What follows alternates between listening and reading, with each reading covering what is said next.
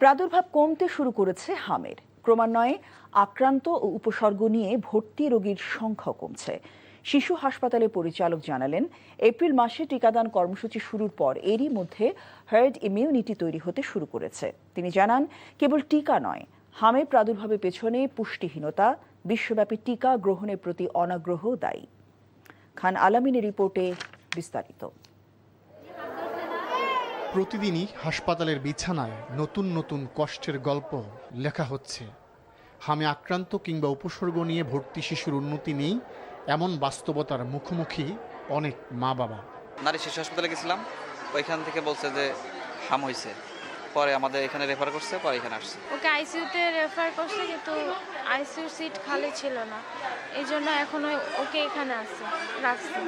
ওর অবস্থা একটু ইমপ্রুভমেন্ট হচ্ছে না। আমরা কালকে ভর্তি হয়েছি, মানে অন্য জায়গায় ছিলাম তো, বেশি অবস্থা খারাপ, তখন এখানে আসছি।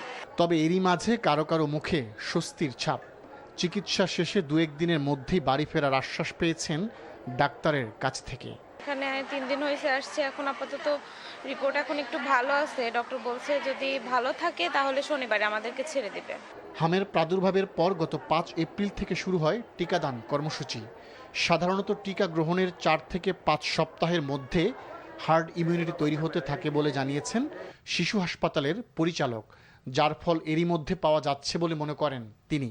কেবল টিকা না দেওয়ার ফলে হামের প্রাদুর্ভাব নয়, এর পেছনে রয়েছে করোনা পরবর্তী সময় থেকে টিকার প্রতি বিশ্বব্যাপী অনীহা এবং বাংলাদেশের শিশুদের পুষ্টিহীনতা, এমনটাই মনে করেন অধ্যাপক ডাক্তার মির্জা মোহাম্মদ জিয়াউল ইসলাম।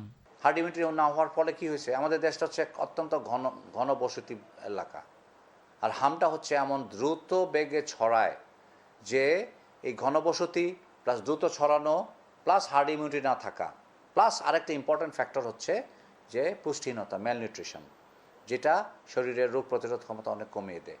এই 4-5টা ফ্যাক্টরের কারণে আমাদের হঠাৎ করে এতটা আক্রান্ত হয়। পরিস্থিতি বিবেচনায় আগামী 1 মাসের মধ্যে হামের প্রাদুর্ভাব নিয়ন্ত্রণে আসবে বলে মনে করেন শিশু হাসপাতালের পরিচালক। খান আলামিন, এনটিভি নিউজ, ঢাকা। আইনমন্ত্রী মোহাম্মদ আসাদুজ্জামান জানিয়েছেন, শিশু রামিসা ধর্ষণ ও হত্যা মামলার বিচার প্রক্রিয়া দ্রুত করার জন্য যা কিছু করার তাই করবে সরকার। একই সাথে ডিএমপি পুলিশ কমিশনারকে 1 সপ্তাহের মধ্যে তদন্ত প্রতিবেদন দেওয়ার নির্দেশ দেওয়া হয়েছে। সকালে সচিবালয়ে আইন মন্ত্রণালয় ব্রিফিংয়ে একথা বলেন মন্ত্রী। বলেন, রামিসার ঘটনা অত্যন্ত দুঃখজনক ও ঘুণে ধরা সমাজের দৃষ্টান্ত। বিচারের দৃষ্টান্ত স্থাপন করতে না পারলে খারাপ বার্তা তৈরি হবে বলেও জানান তিনি। তবে বিচার কার্যকর করা সুপ্রিম কোর্টের হাতে, বিচার প্রক্রিয়ায় হস্তক্ষেপ করতে পারে না সরকার। তারপরও সরকার চেষ্টা করবে এবং সহযোগিতা করবে পুরো বিচার কাজ দ্রুত সম্পন্ন করতে। এক প্রশ্নের জবাবে মন্ত্রী বলেন, মাগুরার আসিয়া, ঢাকার রামিসা সবকিছুই আমাদের মনুষ্যত্বকে প্রশ্নবিদ্ধ করে। এমন অপরাধ কোনোভাবেই বিচারহীনতায় থাকতে দেব না। আসিয়ার মামলার এখনো ফাঁসি কার্যকর হয়নি এমন প্রশ্নের জবাবে আইনমন্ত্রী বলেন, বিচার ব্যবস্থার মামলার জট নিরসনে পদক্ষেপ নেবে সরকার। দ্রুত ট্রাইব্যুনালে নয়, নারী ও শিশু নির্যাতন দমন ট্রাইব্যুনালে রামিসা ধর্ষণ এবং হত্যার বিচার হবে বলেও জানান আইনমন্ত্রী। যে কাজটা করেছি, পুলিশ কমিশনারকে টেলিফোন করে বলেছি এই মামলার তদন্ত প্রতিবেদন যতটা দ্রুত সম্ভব 1 সপ্তাহের মধ্যে করার ব্যবস্থা করেন। হালাল কোরবানির স্বার্থে পাচার করা গরু দিয়ে কোরবানি করা কতটুকু যৌক্তিক তা বিবেচনায় নেওয়ার আহ্বান জানিয়ে মৎস্য ও প্রাণী সম্পদ মন্ত্রী আমিনুর রশিদ বলেছেন, পশু সম্পদে স্বয়ংসম্পূর্ণ দেশ। সকালে রাজধানীতে ঈদুল আজহা উপলক্ষে এক অনুষ্ঠানে তিনি একথা বলেন। পাচার করা গরু দিয়ে কোরবান দেওয়া ধর্মীয় ভাবে কতটুকু সঠিক হচ্ছে ব্যাপারটা বোধহয় বিবেচনা করা উচিত। আমাদের দেশে যে পরিমাণ গরু, ছাগল, মহিষ এবং ভেড়া উৎপাদিত হয়েছে, সারা বছর এই কোরবানি করার পরেও আগামী বছরের জন্য লালন পালন করার মতো গরু, ছাগল, ভেড়াও অনেক থাকবে। অধ্যাপক ডক্টর মোহাম্মদ ইউনূসের নেতৃত্বাধীন অন্তর্বর্তীকালীন সরকারের বিভিন্ন কর্মকাণ্ডের তদন্তে একটি কমিশন গঠন চেয়ে করা রিট সরাসরি খারিজ করে দিয়েছে হাইকোর্ট। বিচারপতি আহমেদ সোহেল এবং বিচারপতি ফাতেমা আনোয়ারের হাইকোর্ট বেঞ্চ আজ এই আদেশ দেন। আদালত পর্যবেক্ষণে বলেছেন, নির্বাচিত সরকার এবং সংসদ কার্যকর, তাই এসব বিষয়ে সেখানে আলোচনা হতে পারে। একই সাথে সরকারের সাথে বিচার বিভাগকে মুখোমুখি করতে এই রিট হয়েছে বলেও আদালত পর্যবেক্ষণ দিয়েছে বলে জানিয়েছেন attorney general barrister Ruhul Kuddus Kajal. রিটের শুনানি শেষে গত 17 মে আদেশের জন্য দিন ধার্য করেছিলেন হাইকোর্ট। গত 4 মে এই রিট আবেদন করেন সুপ্রিম কোর্টের আইনজীবী অ্যাডভোকেট মোহাম্মদ মহসিন রশিদ। হাইকোর্টের রিট খারিজের আদেশের বিরুদ্ধে আপিল করার কথা জানিয়েছেন রিটকারী আইনজীবী মহসিন রশিদ। আমি এও বলেছি যে ওনার উদ্দেশ্যটা কোনো আইনগত প্রতিকার চাওয়া না। মনে হতে পারে যে উনি কোনো হয়তো রাজনৈতিক কোনো একটা উদ্দেশ্য কিংবা কোনো একটা অবলিক পারপাজে উনি রিট পিটিশনটি দায়ের করেছেন।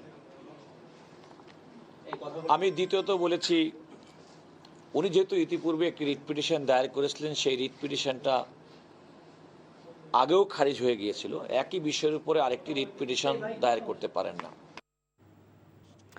সুন্দরবনে দুর্ধর্ষ বনদস্যু ছোট সুমন বাহিনীর প্রধান সহ 7 দস্যু অস্ত্রসহ কোস্টগার্ডের কাছে আত্মসমর্পণ করেছে। সকালে কোস্টগার্ড পশ্চিম জোন সদর দপ্তর চত্বরে zonal commander captain Mohammad Misbaul ইসলামের কাছে অস্ত্র ও গুলি জমা দিয়ে আত্মসমর্পণ করে এ দস্যু বাহিনী। এ সময় কোস্টগার্ড, বিজিবি, পুলিশ, বন বিভাগ, র্যাব ও বিভিন্ন গোয়েন্দা সংস্থার কর্মকর্তারা উপস্থিত ছিলেন।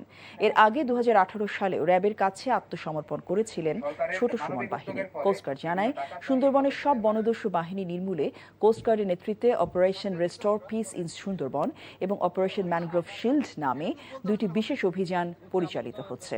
এই অভিযানের প্রেক্ষিতে সুন্দরবনে বিভিন্ন দস্যু বাহিনী বর্তমানে কোণঠাসা হয়ে পড়েছে।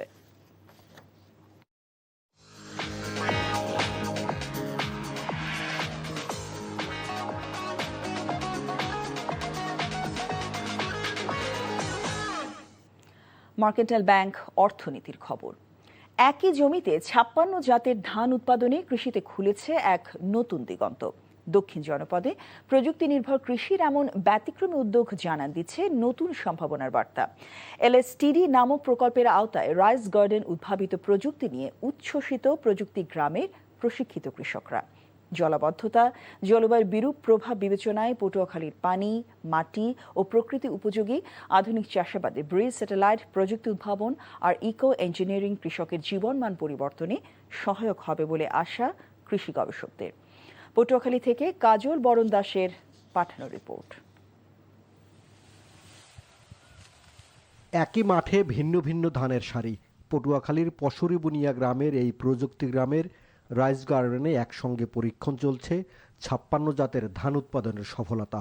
কৃষি মন্ত্রণালয়ের LSTD প্রকল্পের আওতায় ব্রি উদ্ভাবিত ধানের জাতগুলো মাঠ পর্যায়ে যাচাই করা হচ্ছে। কোনটি লবণাক্ততা সহনশীল, কোনটি কম পানিতে বেশি ফলন, আবার কোনটি অতিরিক্ত পানিতে টিকে থাকছে। একই সঙ্গে ব্যবহার হচ্ছে আধুনিক কৃষি প্রযুক্তি। এতে কৃষকের খরচ যেমন কম হচ্ছে, তেমনি বাড়ছে উৎপাদন। রাইস গার্ডেনে 56 জাতের ধান একসাথে দেখে নিজেদের জমির জন্য ভালো জাত সহজেই বেছে নিতে পারছেন কৃষকরা। নতুন জাতের 105 একটা জাত, যাও সুন্দর হয়েছে, 114 হেডা মরণ ভালো হয়েছে।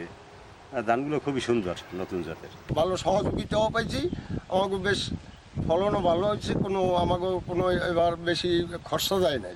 মাঠের আইলে ফুলের চাষ করে কিভাবে বন্ধু পোকা বাড়ানো যায়, কীটনাশকের ব্যবহার কমানো যায়, তারপর বায়োকোটের ইউরিয়ার মাধ্যমে কিভাবে কম ইউরিয়া সার ব্যবহার করে বেশি ফলন পাওয়া যায়, আমরা এই কার্যক্রমগুলো এখানে পরিচালনা করছি। এই প্রকল্পের মাধ্যমে গবেষণাগার থেকে মাঠ আর মাঠ থেকে সরাসরি কৃষকের হাতে পৌঁছাচ্ছে প্রযুক্তি, যা কৃষিতে টেকসই উন্নয়নে ভূমিকা রাখছে বলে জানান প্রকল্প পরিচালক। আমরা এই এলাকার কৃষকের মধ্যে আধুনিক জাত এবং প্রযুক্তিগুলো জনপ্রিয়করণের মাধ্যমে কৃষির উৎপাদনশীলতা বৃদ্ধি এবং কৃষকের জীবনযাপনের মান বৃদ্ধির জন্য, লাইভলিহুড ইনক্রিজ করার জন্য আমরা নিরলসভাবে কাজ করে যাচ্ছি। প্রযুক্তি ও উদ্ভাবনের সমন্বয় উপকূলীয় কৃষিতে টেকসই উন্নয়নের নতুন পথ তৈরি হবে বলে মনে করছেন সংশ্লিষ্টরা। NTV news desk. শিশু রামিসা হত্যাকারীর বিচার না হওয়া পর্যন্ত রাজপথে থাকার ঘোষণা দিয়েছে বাংলাদেশ জামাতে ইসলামী মহিলা বিভাগ। সকালে রাজধানীর মিরপুরে আয়োজিত মানববন্ধন থেকে এই হুঁশিয়ারি দেন সংগঠনটির নেত্রীরা। এতে অংশ নিয়ে মহিলা বিভাগের কেন্দ্রীয় সেক্রেটারি ও সংসদ সদস্য নুরুন্নেসা সিদ্দিকা স্বরাষ্ট্রমন্ত্রীর পদত্যাগ দাবি করে বলেন, ঘরে ও বাইরে মানুষের নিরাপত্তা নিশ্চিত করতে ব্যর্থ হয়েছে সরকার। তিনি বলেন, শিশু রামিসাকে যেভাবে হত্যা করা হয়েছে ঠিক সেভাবেই খুনির বিচার নিশ্চিত করতে হবে। পাশাপাশি এ ধরনের হত্যাকাণ্ডের বিচারের জন্য পৃথক বিচারিক ট্রাইব্যুনাল গঠন এবং 1 সপ্তাহের মধ্যে রায় কার্যকরের দাবি জানান তিনি। মানববন্ধন শেষে রামিসা হত্যার বিচারের দাবিতে বিক্ষোভ মিছিল বের করে সংগঠনটি।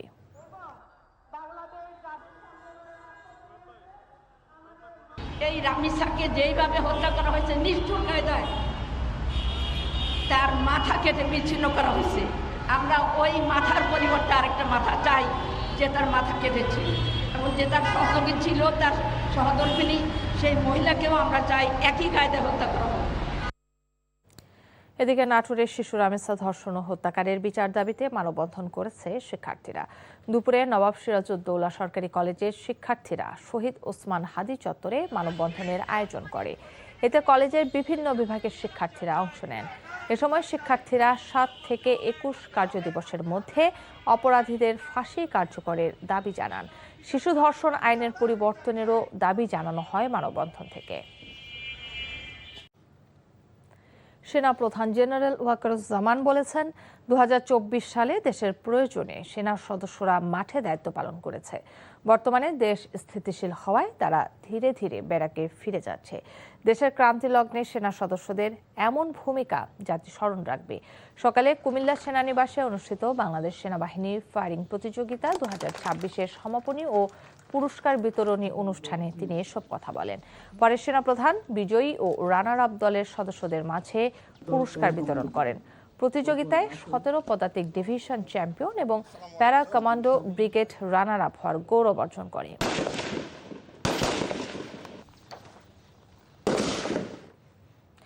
যশোরে অবস্থিত বাংলাদেশ বিমান বাহিনী একাডেমিতে গ্রীষ্মকালীন রাষ্ট্রপতি কুচকাওয়াজ 2026 অনুষ্ঠিত হয়েছে। বাংলাদেশ বিমান বাহিনীর 88তম বাফা কোর্স ডিই 2026-বি এবং এসপিএসএসসি 2026-বি কোর্সের কমিশন প্রাপ্তি উপলক্ষে একাডেমির প্যারেড গ্রাউন্ডে এই কুচকাওয়াজের আয়োজন করা হয়। অনুষ্ঠানে প্রধান অতিথি হিসেবে উপস্থিত থেকে কুচকাওয়াজ পরিদর্শন এবং সালাম গ্রহণ করেন বিমান বাহিনী প্রধান air chief marshal Hasan Mahmud Khan. পরে গ্রাজুয়েট অফিসারদের মাঝে পদক ও ফ্লাইং ব্যাচ বিতরণ করেন তিনি। 88তম বাফা কোর্সে প্রশিক্ষণের সার্বিক কৃতিত্বের জন্য officer cadet Tahsin Ahmed Quraishi sword of honour লাভ করেন। নৌবাহিনী প্রধান অ্যাডমিরাল এম নাজমুল হাসান বলেছেন, দেশের সার্বভৌমত্ব ও নিরাপত্তা নিশ্চিত করার পাশাপাশি সমুদ্র ভিত্তিক অর্থনীতিতে ভূমিকা রাখতে সক্ষম এ বাহিনী। সকালে পটুয়াখালীর বানৌজা শেরি বাংলা প্যারেড গ্রাউন্ডে অনুষ্ঠিত বাংলাদেশ নৌবাহিনীর আলফা 2026 ব্যাচের 441 জন নবীন নাবিকের প্রশিক্ষণ শেষে সমাপনী কুচকাওয়াজ অনুষ্ঠানে এসব কথা বলেন তিনি। কুচকাওয়াজে প্রধান অতিথি হিসেবে উপস্থিত থেকে প্যারেড পরিদর্শন ও সালাম গ্রহণ শেষে তিনি কৃতিত্বপূর্ণ ফলাফল অর্জনকারী নবীন নাবিকদের মাঝে পুরস্কার বিতরণ করেন।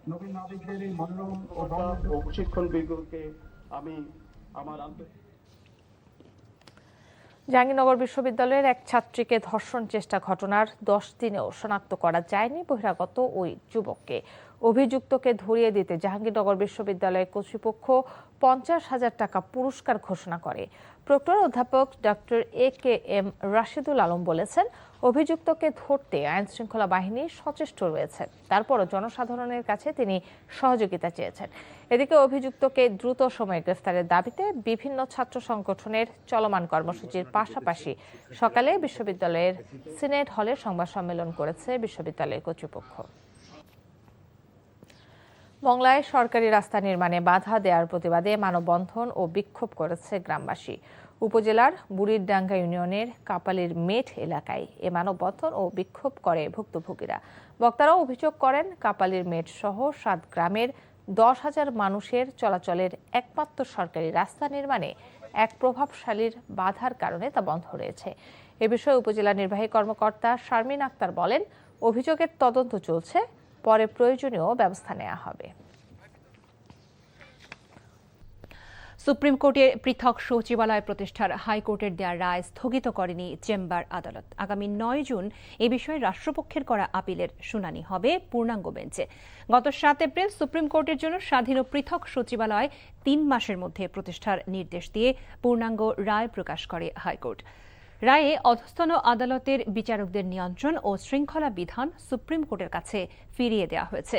আদেশের তারিখ হতে 3 মাসের মধ্যে বাংলাদেশ সুপ্রিম কোর্টের প্রস্তাব আইন অনুযায়ী সুপ্রিম কোর্টের জন্য একটি স্বাধীন ও পৃথক সচিবালয় প্রতিষ্ঠা করতে সরকারকে নির্দেশ দেওয়া হয়েছে রায়ে।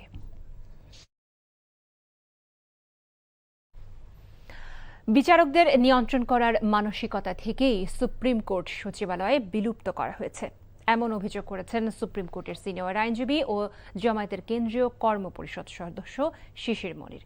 দুপুরে দলের কেন্দ্রীয় কার্যালয়ে সংবাদ সম্মেলনে এমন অভিযোগ করেন তিনি। বলেন, সুপ্রিম কোর্ট সচিবালয় বিলুপ্ত করার সিদ্ধান্ত বিচার বিভাগের উপর চপেটাঘাত। তিনি আরও বলেন, বিএনপি সহ 32 দল এ ব্যাপারে একমত ছিল, কিন্তু আশ্চর্যজনকভাবে তারা ক্ষমতায় এসে এটা বাতিল করে দিয়েছে। জুলাই জাতীয় সনদে স্বাক্ষর করে তারা সেখান থেকে সরে গেছেন। এতে শুধু জামায়াত না, জনগণ বিরক্ত। এ সময় জামায়াতের সহকারী সেক্রেটারি জেনারেল হামিদুর রহমান আজাদ বলেন, বিগত সরকার যে পথ দেখিয়ে গেছে সে পথেই হাঁটছে সরকার।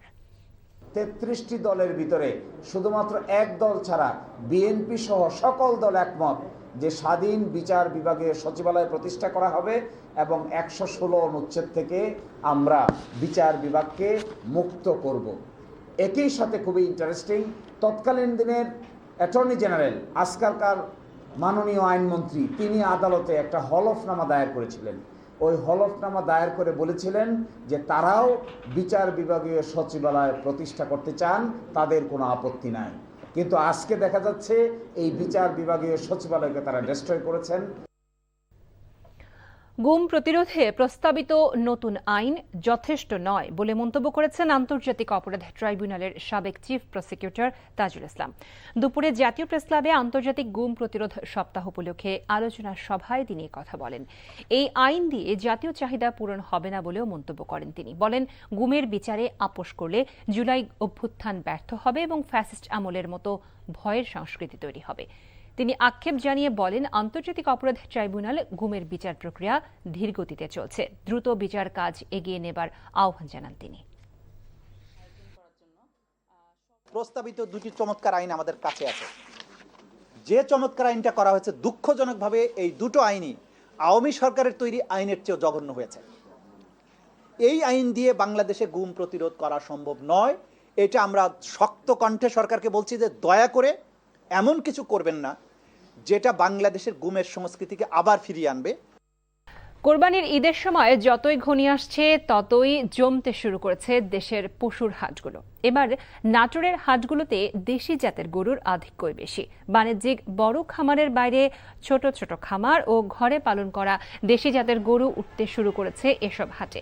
গরুর পাশাপাশি হাটগুলোতে পর্যাপ্ত ছাগলের আমদানিও হচ্ছে। চলছে বেচা কেনা। সাধ্যের মধ্যে থাকায় অনেকেই আগে ভাগে পছন্দের পশু কিনে নিচ্ছেন। এদিকে কুষ্টিয়ার আলমপুর, বালিয়াপাড়া সহ জেলার হাটগুলো থেকে পশু কিনতে এসেছেন ঢাকা, চিটাগাং সহ দেশের বিভিন্ন জেলার ব্যবসায়ীরা। নাগালের মধ্যে কোরবানির পশু কিনতে পেরে তারা খুশি, তবে কাঙ্ক্ষিত দাম নিয়ে মিশ্র প্রতিক্রিয়া খামারি ও স্থানীয়দের। তীব্র বিরোধিতার মধ্যে শেষ হল বিদ্যুতের দাম বৃদ্ধির 2 দিনব্যাপী গণশুনানি। দাম না বাড়িয়ে খরচ কমানোর কৌশল খুঁজে বের করার পরামর্শ উঠে আসে শুনানিতে। বৃহস্পতিবার রাজধানী কৃষিবিদ ইনস্টিটিউট মিলনায়তনে বাংলাদেশ এনার্জি রেগুলেটরি কমিশনের গণশুনানিতে অংশ নেন বিদ্যুৎ উৎপাদন, বিতরণ ও গ্রাহক প্রতিনিধিরা। অব্যাহত লোকসান, জ্বালানি ব্যয় বৃদ্ধি ও ভর্তুকি কমানোয় বিদ্যুতের পাইকারি দাম 17 থেকে 21% পর্যন্ত বাড়ানোর প্রস্তাব করেছে বাংলাদেশ বিদ্যুৎ উন্নয়ন বোর্ড। মূল্যবৃদ্ধির বিরোধিতাকারীরা বলেন, বিদ্যুৎ খাতের অদক্ষতা ও ব্যবস্থাপনাগত দুর্বলতার দায় সাধারণ জনগণের উপর চাপিয়ে অতিরিক্ত অর্থ আদায় করা নিয়মে পরিণত হয়েছে।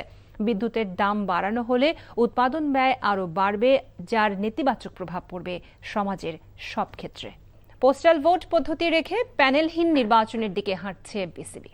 উন্মুক্ত নির্বাচন প্রত্যাশা করে অ্যাডহক কমিটির সভাপতি তামিম ইকবাল আশা করছেন প্রতিদ্বন্দ্বিতাপূর্ণ নির্বাচনের।